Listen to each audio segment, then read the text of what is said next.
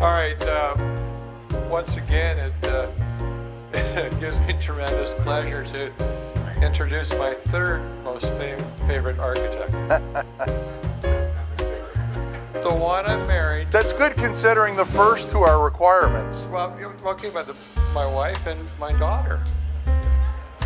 So, Steve and I have known each other, well, for almost as long as my Maple Leafs not winning the Stanley Cup. Exactly. Steve and I worked well together, and Betsy and I ended up having to buy a new house, because Steve couldn't stand up in the old one. You all think that's funny. It's not freaking funny. We're not going to tell the joke where I got knocked out by the header and the UPS guy was like fanning me saying, dude, you okay? You okay? It was, in all seriousness, Steve is spectacular with respect to figuring out how assemblies actually work and function, and developing details that handle, water, air, vapor, and thermal. He's the master of the 4 control layers. In fact, that's what we're going to nickname you. There we go. Master 4. Master 4. So Steve is an honest to God for real licensed architect. And he's the only licensed architect I know that was also a U.S. Marine.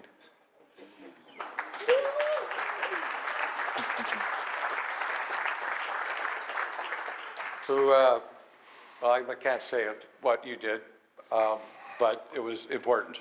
It worked. Because he's, yeah, watch out, man. We got some good stories. We can talk later. Anyway, again, please give Steve Baczek a warm welcome, and take it away, Steve. Thank you. So first and foremost, thank you, Joe and Betsy. It's an absolute privilege to stand up here in front of you, and thank you to all of you for, I know probably half of you in this crowd have, been behind and me pushing me along. You might not have known it, but you have been. And for those of you that don't know, I do know Joe for a long time. I was the first employee at Building Science Corporation back in 1996. And part of what I'm going to show you and talk about today, I will give credit to Joe in a huge way. He might not even know it, but when I graduated college, went to work as a traditional architect, you sit there and some guy hands you a detail and says, draw this. You don't get any instruction, you don't get any talk about it. It's a series of lines that you just have to replicate in the CAD program. So when you take a job for Joe, and remember Building Science Corporation was in its infancy then, so Joe's getting all these jobs, getting all these reports to write and stuff, so he does a little doodle on a napkin and says, well, we need to do flashing here, and I need a drawing here and here. Well, here, you just go figure it out. And it's like, okay, well, in hindsight, I was kind of had to go figure it out, but it was really giving me a new way to think as an architect. And it's a new way in such that architecture schools don't really teach those conversations that Joe and I had. And those are probably the most important conversations an architect could have. And it's still lingering, because the second privilege I have is both my daughter and my son have gone to architecture school and graduated and work with me. And there's no higher privilege than for your kids to sit there and say, I want to be like you, Dad. So thank you to them too. So Joe said, hey, do you want to speak at summer camp? And I walked away going, hey, I get to speak at summer camp. And then 10 minutes later it set in, shit, I got to speak at summer camp in front of this. So what are we going to talk about? So talk about the thing I know the best, drawing. And it's not so much, I'm not going to show you details and we're going to pick apart the details. We're going to talk about the concept of transferring information, the language of drawings. And for those of you that don't know, it is actually considered a language. I had a friend that went for a master's degree, and they were able to use architecture in their college application as a second language because it's a graphic language. So, I've been doing this a long time, 44 years. The drawing to the left, I actually dug it out. It's the first wall section I ever drew in college, 1991. Come a long way because the rendering of the house on the right is the stuff I get to play with on days like this. Our firm, we work all over the country. We have projects in a lot of states, from Colorado to South Dakota to Louisiana. Been doing it a long time, and you know, I'm somewhat of a loyalist in the sense that the gentleman in the bottom right photo was my drafting teacher. And we usually get together a couple times a year and have dinner to just catch up and talk about, you know, where life has taken both of us. Onward. Drawing. In developing this, I actually learned a lot about what I do when I set up a set of drawings. So a lot of things we just take for granted in our work until you're asked to explain exactly what you do.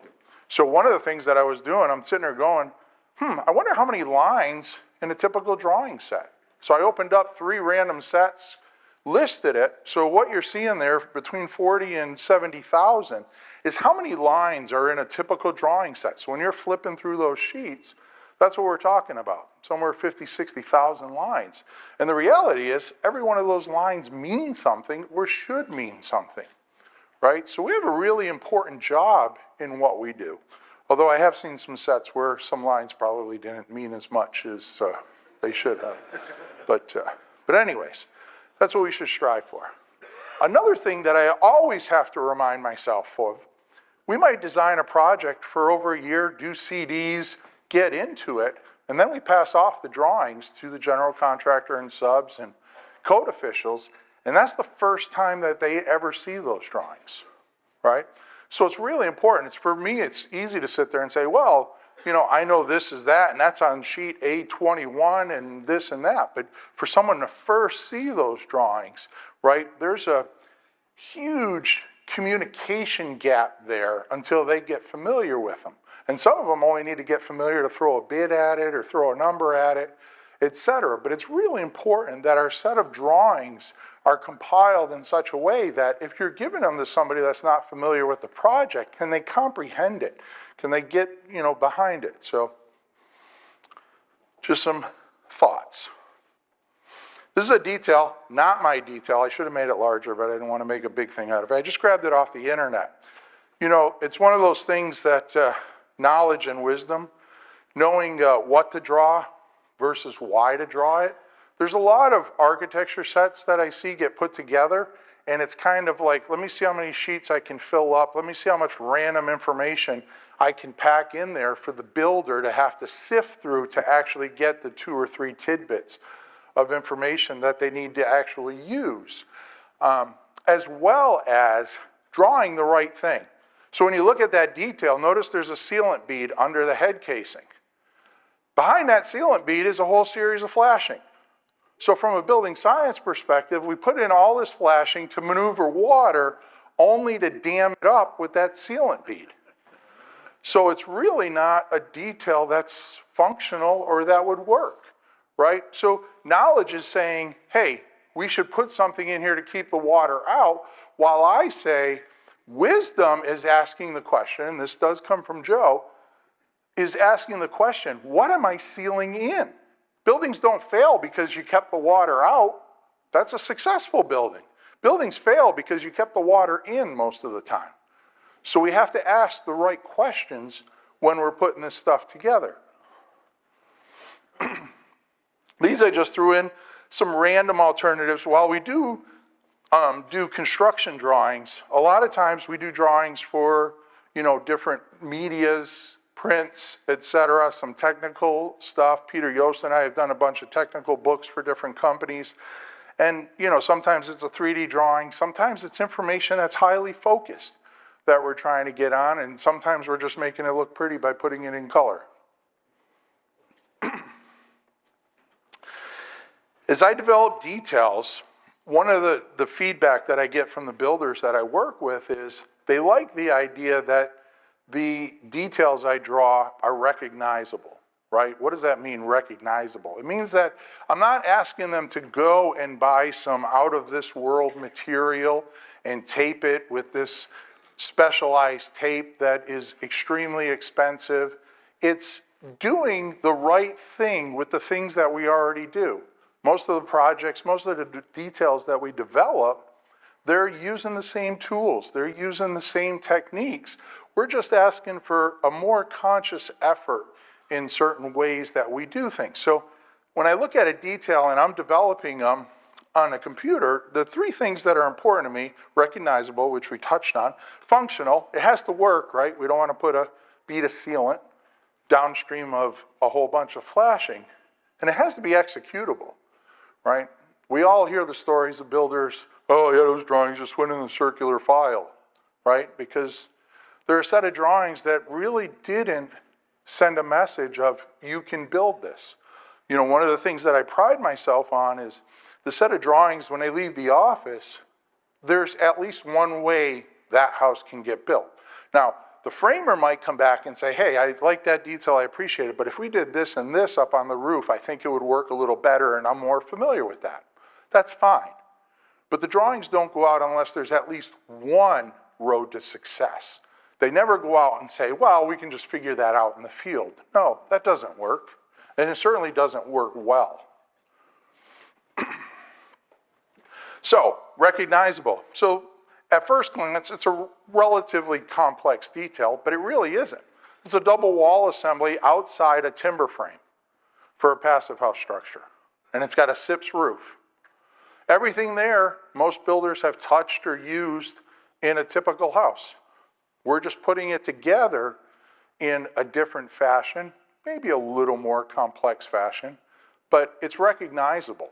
Right? There's nothing about that detail that says, hey, you have to go get this special tool or you're going to need 3 guys to do that. It's stuff that they recognize that we can do. And that's part of that execution, right? If I give them something they understand, then it's something that aids in that execution. Functional, right? Has to work. This is a house that we did where slab on grade, we insulated on top. So it's got the 4 inches of insulation, 2 layers of Advantech in opposing directions going on there, making basically a 3,500 square foot raft in this house. But one of the things, and another quote I learned from Joe, it's better to be lucky than good, and doing this detail, when it came to actually drawing the slider detail, I said, hey, that top layer of Advantech, we can just hold that back 7 inches, and I have a sill pan under every door, right? So it's looking at that system to understand how does that system that I'm imposing on the builder work for the project and put the project in a position to succeed. Executable. I do a lot of work with Jake Bruton down in Missouri. This is a detail that we developed, right? We wanted to do a slab that is a finished slab, but we wanted to be able to insulate it. And it always becomes somewhat of a hassle trying to get the insulation in there and get the wall at the right place.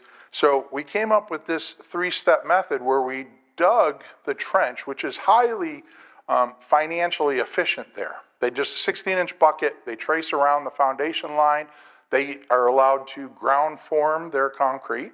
So we did that, but notice the little curb. We put some rebar and then we pour the curb, but the curb is set in 2 inches. Why is it set in 2 inches? So that the concrete guy has a place to put the formwork. He sets it down on that lower piece of concrete and then basically pours the curb up against it, and then we do the slab and it's business as usual. But it makes that detail far more executable with that simple fact of moving that curb in 2 inches. And making people's life easy. Let's talk about details in general and how I develop them. Well, first and foremost, we have to think about the things that hold it up, right? Obviously, we don't want our buildings falling down. So that's pretty easy. Develop the detail, put in the structure, how things are going to meet, and then how to make attachments. I chose this detail. I'm actually in the process of developing this one, so this is kind of like almost live streaming this detail.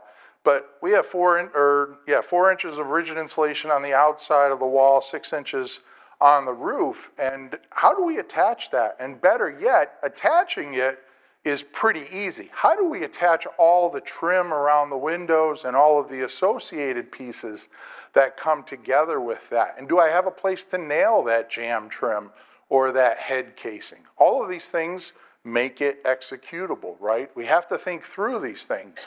So before I even get into putting in tape and flashing and all of that, I want to make sure that all of my attachment requirements have been serviced here. And then I'll add the performance, basically putting in that insulation and the hatch and all of that, and then we'll simply add the text. You know, the other thing I find pretty common in construction drawings is you always get the real simple wall section or the real simple building section. Nobody draws the hard one, but the hard one is the one we need. The easy one isn't the one we need. The builder probably knows how to do that in his sleep. But when this roof is coming in and has to miss this window, and then the insulation and the air barrier is in conflict there, somebody has to sort that out and figure it out. And that's what we have to do. And we have to pick those hard details, not necessarily those easy ones. So, details themselves. You know, when I was developing this, I was thinking about it, and it's like, in all actuality, details are bilingual, right? We always think, hey, okay, there's a 2x6, that's an LVL, et cetera, but the people in this room tend to think of it a little differently. Like, where does the water go? How does this detail handle air management? How does this detail dry out? How is this detail insulated? What's the thermal management that's happening in here? So details aren't only about how do we put it together, it's also about what is that system doing with the other assemblies to make it a successful house. A lot of times I do what we're called our twins. So on a computer, it's real easy. I can do a detail, I can add all kinds of information, I can put it on separate layers, and I can freeze layers when we go to plot it. So you can see layers, 1 through 7 and 12 and 13. And then on a different detail, we can show layers 7, 8, and 9. And what that does is it allows me to sift and sort out information for clarity. Working all over the country, I obviously don't get to work with the same builders all the time. And in some places in America, the subcontractors, there's communication issues of trying to talk to them and or maybe just talking to one person on that crew who disperses all the information. But trying to find a way in which the drawings can kind of service everybody and sort out the information that that person needs at that particular time in the project, right? So this one here, we get all the notes in one detail, we get all the dimensions on the other side. So if the builder said, oh, I wonder what this is or what's this supposed to be here, he's not guessing, he doesn't have to call me, he's got a full drawing there with every applicable dimension to that detail. And so he can check himself and find out, okay, are we in alignment or not? And sometimes I do the twins, again, for the purpose of, we have different people doing different things. Probably, late 80s, I actually worked as a carpenter. Well, the guy that I worked for, they did the foundation. He did the framing, put the windows in, did the siding, did the roofing, and then put all the insulation in. Then the drywaller came in, and then he trimmed it out, hung the doors, put the cabinets in, put the hardwood floor down, right? Everything that I just said was 3 different contractors. If you did that today, we probably have 3 or 4 contractors that deal with the window, right? There's the guy that puts it in, then the guy that comes around and seals it and tapes it, and then the trim guy that comes around and puts the trim on. Totally different unions. Right? So how do we satisfy that? And how do we make sure that we're making their job as easy as possible, right? Without trying to make my job. I mean, I'm not sitting here saying, hey, let's double the price on doing these drawings. That's not my point. But trying to get this out so that we have as little conflict in that communication stream as that we can, right? So again, twins, the detail on the left, that's for the framer. It's everything the framer needs to know. It's all of the framing components. It's where all the beads of sealant and everything that he has to do is on that detail. The detail on the right, while it still shows all of the beads of sealant, it only has the notes for the trim carpenter. It's how do I put the soffit in, the fascia, all of that. So we're able to separate that information so basically each of the subs get their own version of that detail rather than having to sort it out. So, like being here talking to you today, fear is a really good motivator. Got this project on the coast, north of Boston, drove away going, yeah, brand new, beautiful, big house right on the rocky cliff overlooking the ocean. 10 minutes later, holy crap. Big house, very rich client, house on the ocean on a rocky cliff. Maybe it's, you know, careful what you wish for, right? Those cliches, they do mean something. But anyways, so we're doing this. Rocky cliff, we do a bunch of blasting, bunch of grinding. You see the foundation plan on the left. Foundation has probably in total somewhere around 27 or 28 different elevations, right? Bottom of footing, top of wall, wall drops down 2 feet, goes 4 feet, drops down 2 feet. And it had to be tied into the surveyed plan because the town or jurisdiction we were in, this was extremely tight. We were putting a house literally on a cliff looking at the ocean. That was where the old house was. So there was no maneuvering for that's kind of close. No, it had to be. And so that fear really started to instill some fear. So the blow up on the right, you can see, that's that colored section in the lower left of the plan. The places where I highlighted, notice I mark up steps in wall, step in footings. It even has the finished grade at every corner of the building in parentheses. And I thought, okay, I have that dialed in, but when I look at that, I still don't see the full picture. And if I don't see the full picture and I send it out to somebody and it's the first time they see it, how can I expect them to see the full picture? Right? And so there are some pictures. You can see the site, top left, bottom right, footings and stuff going in. As a side note, I always separate a lot of drawings. I'll pull the foundation wall out and put it on the foundation print. I'll pull it out of the wall sections. That way there, two things are happening there. And I learned this from conversations with builders. They don't want to have to send 5 or 6 drawings to their concrete guy. They want to send 2 guys. So if I put a section of the foundation wall on the foundation drawings, they can just send that one drawing off, and now the foundation guy has everything he needs to know on one sheet, right? And you're not taking a bunch of sheets, and he's not sifting through wall sections, throwing siding and all of this other stuff that really doesn't pertain to him. He's long gone before the lumber gets dropped, right? So what did I do? I built the 3D model of the whole foundation. It added a few hours, but this isn't a cheap house. And to fix that problem is not a cheap fix, right? So a couple hours, maybe we're talking 6, 7 hours to get it perfectly right was certainly worth it. Notice in the model, you can barely see it, but there's some green fading. So I was able to delineate between above grade and below grade. So in doing that, I solved the problem for, okay, I understand what I'm doing now. I see it here in 3D. How do I get this to the builder? So I take that drawing, I add a bunch of dimensions, and here you can clearly see all of the numbers in green tied directly to the site plan. So now the builder knows exactly where the insulator goes. So what does Brian do, who's the project manager here? Well, he takes my numbers, goes around the foundation, snaps a bunch of lines, sprays that green line in the photo, and then simply tells the gentleman coming to do the tough and dry, just take it up to the green line. So I'm out of hot water, the general contractor's out of hot water, the tough and dry guy is out of hot water, and the excavator is out of hot water, because the excavator now just bury the tough and dry.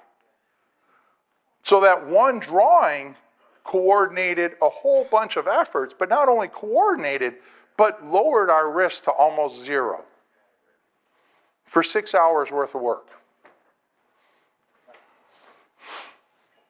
One of the other things that we do, especially with local projects, the projects away from here, they become a little bit of a challenge. But locally, I have a structural engineer. He doesn't do any of the drawings. We draw every structural drawing, details, sections, framing plans. I send them to him, he marks them up, I put the marks in, I send them back, he signs off on it, I stamp them, we build the house. Now, you might sit there and say, well, Steve, that's a lot of work. It is, it's a fair amount of work, but he doesn't charge much. He'll do a $4 million house for a $2,500 structural fee, right, to review the drawings, because I'm doing all the drawings. But the beauty is, by me doing the structural drawings, I don't know many structural engineers that go beyond strength or holding up the building in the detail, right? Not many structural engineers, and it's not a dig on them, it's just they're not trained to see that way, right? So by me doing all of the details, then I can sit there and say, where does the water go? What happens to the water? So this is a very small detail on the house, but we did these joist hangers that were welded to that 3x5 on this deck. And then I called out for the backside of the joist hanger to be notched so water could drain out. So that floor joist doesn't sit in a puddle of water on that joist. We know where the water goes. And the floor joist sits on a little 1/4-inch piece of neoprene. So it never sits in water. A joist will never rot out. Has the ability to dry. Water has the ability to drain. We get a detail that holds the deck up, but it's highly durable now because I take the responsibility to coordinate the structural engineer's efforts with our building science efforts in that detail. Same here. If you follow me on social media, I'm sure you've seen this project. I put no less than 1,000 photos or videos up of it. You know, we were developing this project, Jake and I, he was the builder on this, and I said, it'd be really cool to do a 10-foot cantilever deck out here, or 8-1. It's probably a little over 9 foot, but send it to the structural engineer. He goes, yeah, we can do that pretty much no problem. I was like, yes, that's awesome. But the structural engineer comes back, and he has these two 7-inch angles, and he's got them welded together. And there's a little notch at the top. And I said, okay, from a durability perspective, where does the water go? Water's gonna go, it's gonna sit on the top of those angles, it's gonna rust out eventually, and this deck is gonna fail. So I went back to the structural engineer and said, can we split the angles? And you'll see it in between the angles. We welded a little 3/8-inch steel plate, like every 3 feet along those angles. So now water can freely drop down in between those angles. Water management issue gone. We have a draining system that can get rid of the water. We've answered that question, where does the water go? And then these are just some other details for the steel guy, giving you a picture of it. Even the steel post on there, we put a little slope. It's an 8x8, and I called for a little 5% slope on the top, so that we're always stitching together building science with all of our work and asking the very simple questions. I always find it interesting, you know, I'll sit in on a Thursday, or I won't say Thursday, it didn't mean BS and beer reference, but I'll sit in on these online seminars, and man, architects love to complicate shit. They'll put tons of insulation in and say, where does the water go? Oh, it's gonna get stuck in there. Oh, that no problem, we'll just drill through the insulation and provide a drainage path. $4 million house, and your answer is, we'll drill a hole up through the insulation where we're over over-insulating the window frame doesn't sound like a detail that would go appropriately with that house. But man, we love to complicate things.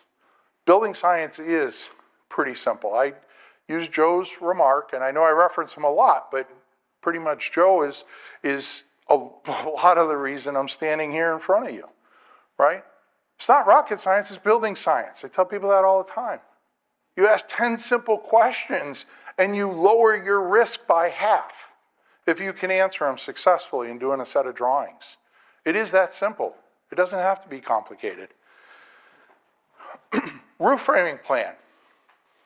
A lot of times we don't draw things because we are actually designing them. I'm drawing them to show somebody the intent, right? We do a roof framing plan. The roof framing plan goes to the general contractor who sends it to his truss manufacturer.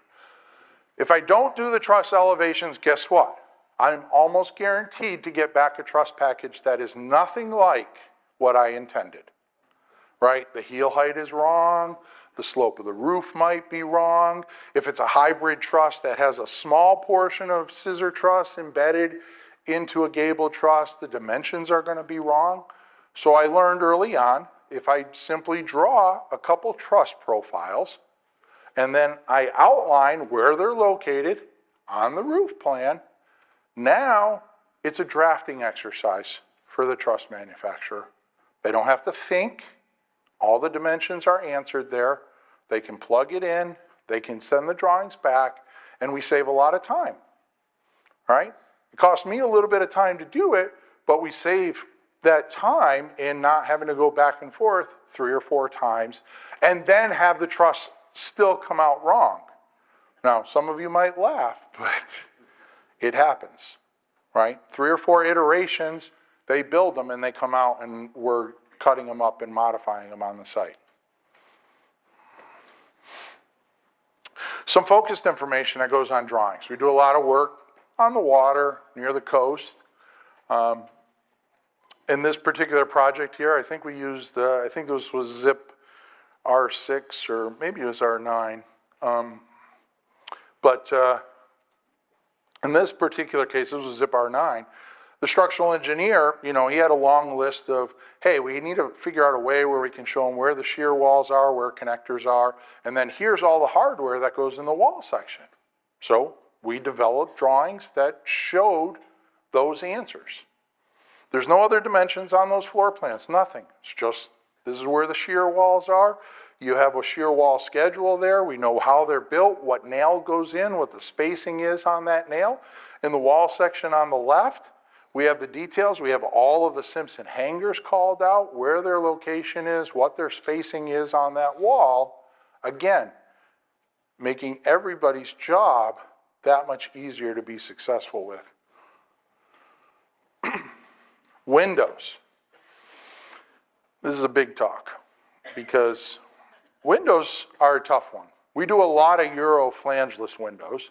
Occasionally we do some flange windows and we're working up some standard details for that, but I use the flangeless for this example. In my time, I've probably done about 9 generations of window details because I like to go out, I always install the first or second window with the builder. And I tell them, I don't do it because I'm coming out here and this is some kind of lecture like, hey, Jimmy and Johnny, pay attention because I'm going to show you how to do a window. No, we go through how I typically install it, ask them, do you have any conversation here, any discussion you want to talk about? Do you want to change something, do something? And occasionally they say, hey, maybe if you did this, or can I do that? And then it becomes the next generation of the detail. But one of the problems with these details is you have the sill, jamb, and head, very traditional details, pretty highly detailed, all the dimensions, everything are there. But again, it's a whole bunch of information that different parties only need small tidbits for that, right? I could calculate the rough opening for the windows on here, but it'd be a hell of a challenge. And yes, we've had a house where we went out there and the builder framed every window opening 1.5 inches short in width. In height, it would have been easy, but think about it in width. Every header has to come out. and get recut. You talk about a pain in the ass. Yeah. And especially when it's 1.5 inches, does that mean it's off center? Do we have to recenter it? So, needless to say, the days of 3 details for windows, long gone. Now, we get a whole series of details. We're just going to run through how that one sill detail became 9 details.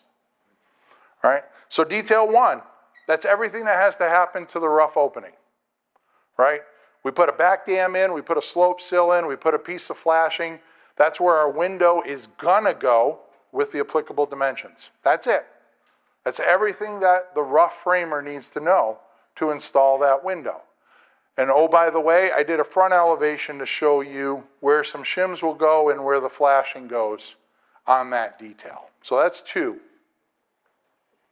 Detail 3, we install the window. We do our air sealing detail there, end of detail. Detail 4, trim carpenters come in, siding contractors come in, siding gets attached, trim, all of that stuff gets applied to the window, and then we move on. 4 details. But it doesn't stop there. When you get asked the same question for about 15 years, it kind of tends to say, maybe I should draw a detail that just answers that and everything else that's associated with that question. So this is a framing elevation. It's got every rough opening dimension, unit dimension, et cetera, in there. And how does the framer frame that rough opening? So now I don't get any more calls about, hey Steve, how do we, like the rough opening, I just want to run those numbers by you. No, go to sheet 21, it's there. Unit dimension plus 2 inches wide, unit dimension plus 3.5 vertically. It's all there, no questions asked. It still doesn't stop there. I did it in section and plan. So we have the dimensions everywhere. Everything's labeled appropriately.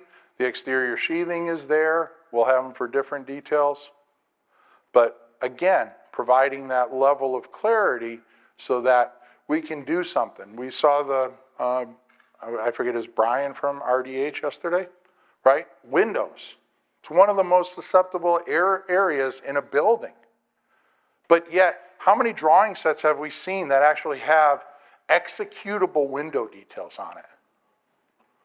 Right? I mean, if I was an insurance company and an architecture firm came to me, I would be like, yeah, we'll give you insurance, but you got to show me you can draw a window detail before we give you that insurance policy, right? But, I mean, we in this room laugh and joke because it is kind of funny, but the reality is, you know, Peter Yost and I jump fences and go and look at these, you know, houses when we're traveling. It's horrendous. And we're not talking about some little 1,200-foot cottage. We're talking about a $6 million building somewhere in Texas. So it's you know, I'm serious. It's like, how many people really? And, you know, I'll tell a little short story here. I had a couple guys, consultants, you'll appreciate this, that they were the best Monday morning quarterbacks that I've ever met. So I got them one day. I said, you know what? We're going to install windows out at the Johnsons. Why don't you come on out and we can talk? So we got out there. Framer's getting things ready. I said, no, let's let these 2 guys install the window. And they looked at me and said, you want us to install the windows? I said, yeah, all the tools are right there. Drawing details right there. You're always telling me about how I should do this and draw this. What a great opportunity for me to learn from such experts. We stood there for about an hour and a half before we said, guys, forget it, just go. And we installed the window. But it's a lot easier, you know, to talk about this stuff and create an academic exercise about this stuff than it is to do it. And unfortunately for me, I'm in the position where I have to do it, right? I have to provide details that someone's going to use next week and we're going to be installing windows. It's not a, hey, let's put that up and we'll talk about it, have a conversation. No, We have to do it right, and we have to make sure everybody is on board with it. So we're through 7, but it doesn't stop there. I get a lot of questions about, hey, where do the brackets go on holding the windows? So I did a drawing outlining the brackets, showing where they go, how close they can go into the corner, but not in the corner, 16 inches on center. And then the last detail is a simple detail to say, hey, here's how you flash a window. Now again, we can sit here and chuckle, but when we're in Colorado and the owner of the framing crew tells guy number 1 that we're going to install windows today, and guy number 1 tells guy number 2, hey, get guys 3 and 4 to get the windows out of the garage and get those installed. By the time it gets to them, we're making pumpkin pie or something in the back of the house, right? We're not installing windows anymore. So we have to make sure that you just hand them this stuff and say, this is how you flash a window. This is how you properly lap that flashing. This is the dimension I expect that sill flashing to go up the wall.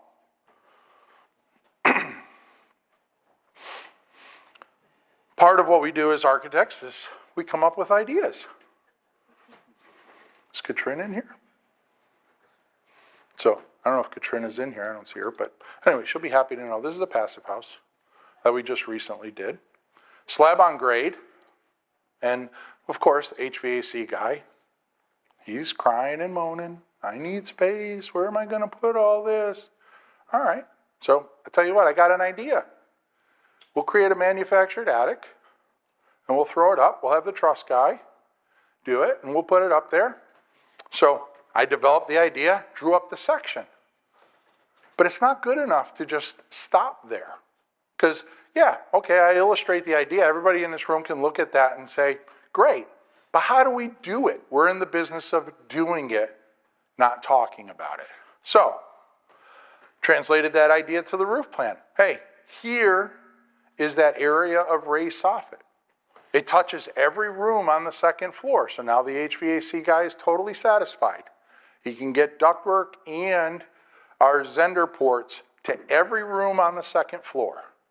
We don't stop there. We show the truss manufacturer. These are the 2 different trusses that we're going to use on that project. And this is what I intend to do to create that manufactured attic. And these are the dimensions that we want the trusses delivered at. And then we do the final detail where we put in the performance specs and the text and everything of how exactly that roof detail comes together and how we build that manufactured attic, right? So having an idea, we have to make sure as architects that we follow through with that idea, that we just don't whip up that one quick drawing and say, yeah, we'll figure that out. No, it needs to get figured out. And, when clients say, well, why should I hire you? Well, you have many choices. The beauty of America is you got choices. You can have someone with 30 years of experience figure it out. We can send it out into the field, and guys 4 and 5 can figure out how to do it. What do you want to do? It's a pretty short conversation.